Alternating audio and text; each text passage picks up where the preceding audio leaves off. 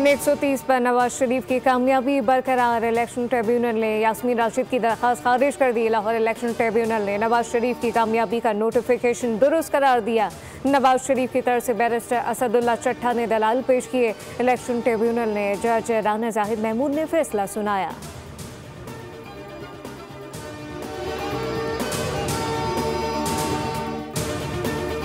PIA का बरतानवी operation में इजाफा। लंदन की परवाजें शुरू करने का ऐलान। तर्जुमान PIA के मुताबिक 29 मार्च से इस्लामाबाद से लंदन के लिए हफ्तावार 4 परवाजें ऑपरेट की जाएंगी। लंदन की परवाजें हेथरो एयरपोर्ट के जदीद तरीन टर्मिनल 4 से ऑपरेट होंगी। परवाजें 6 साल के तवील वक्फे के बाद रवाना की जा रही हैं। लंदन PIA का सबसे पहला बैनुल-अक़वामी इंतहाई पुरकशिश रूट है। PIA पहले ही मैनचेस्टर के लिए हफ्तावार 3 परवाजें ऑपरेट कर रहा है।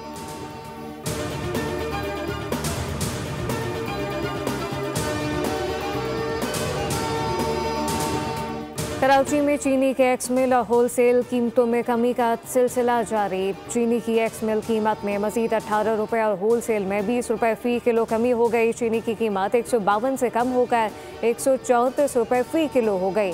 डीलर्स के मुताबिक माह रमज़ान तक चीनी की कीमत फ़ी किलो 100 रुपये तक होने की उम्मीद है।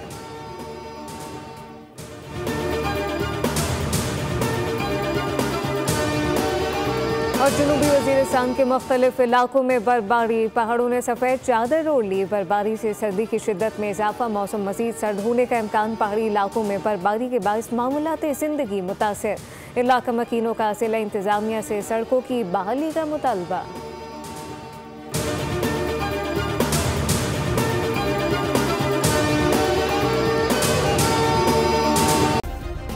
सब्सक्राइब करें और बेल दबाएं ताकि कोई खबर रह न जाए।